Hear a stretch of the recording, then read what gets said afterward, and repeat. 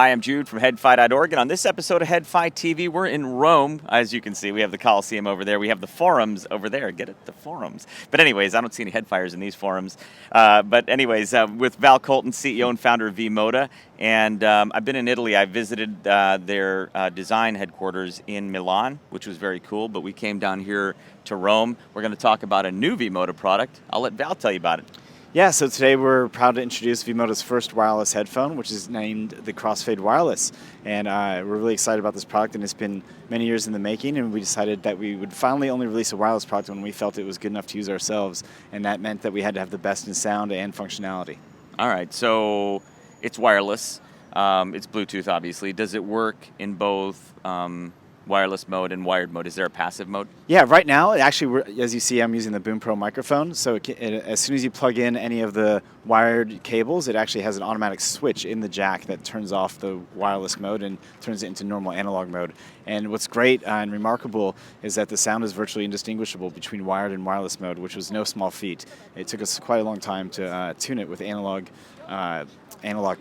measures and using special acoustic materials to make sure that it was the same exact sound with or without the wired mode. Yeah, because when you do the Bluetooth tuning, it's pretty critical because you've got more components in them than you would with a purely passive headphone. So actually, let me ask you about that. Sound-wise, what were you after? What was the target? What does it sound like? Yeah, well, actually, after tuning it, even though when you have different tooling in the headphones between different models, we actually decided to use the Crossfade M100's driver, and it should sound virtually the same or even slightly better than the Crossfade M100, so we're excited that we were able to build upon the legacy of the M100 and put the drivers in Oh, really? here. That's a big statement. All right, so the same or better than the M100. Yeah. All right, cool. So now, as far as, so again, just to be clear, if I'm switching between passive and active mode, the spectral tilt should stay the same. Yeah. So the amplification is more transparent than it is like, it does no noise shaping or sound shaping? Yeah, that's definitely not in V-MODA's bag of tricks. We don't like to mess with the EQs, and we really try to tune it what we feel is the best sound curve for the multiple for the modern audiophile and multiple use cases and environments that the people use the headphones in. All right. Well, speaking of which, this is interesting. So one of the things that we were talking about earlier is Val uses, right now I'm wearing a Pebble Steel, which doesn't play music.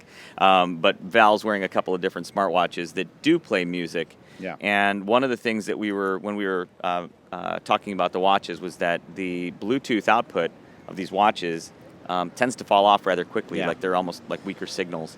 Yes. And you use your watches when you run. Mm-hmm. So one of the things that he wanted, which I thought was a very interesting discussion, was to make sure that the antenna in the Crossfade Wireless was sensitive enough to the weaker signal of a smartwatch so that it could be used directly with it. So anyways, can you say something about that?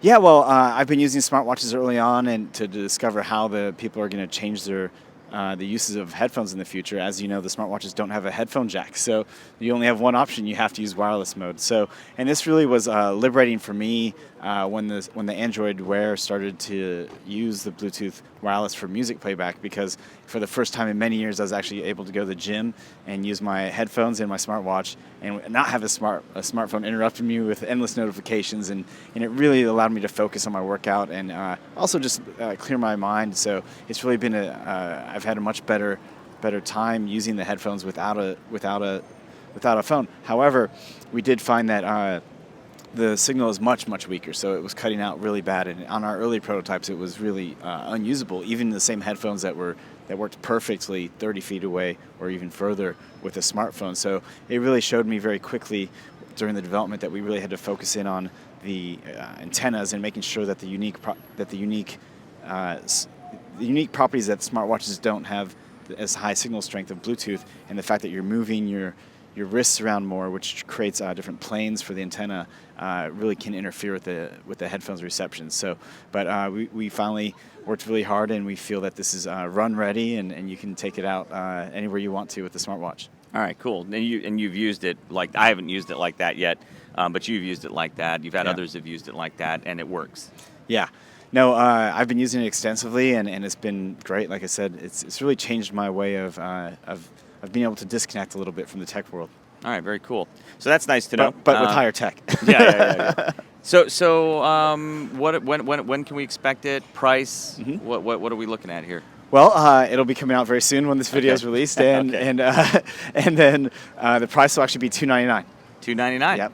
Wow, that's cool. Yeah, so we really wanted to make it a great, we've been really working on good value for the products, and then of course we've really been building that accessory ecosystem that makes it very versatile. So you can add the Boom Pro mic, 3D printed shields like I have on here, and the variety of other accessories like the XL cushions that really can tailor it more for your needs, so it can be more of a bespoke headphone for whatever you want to use it for.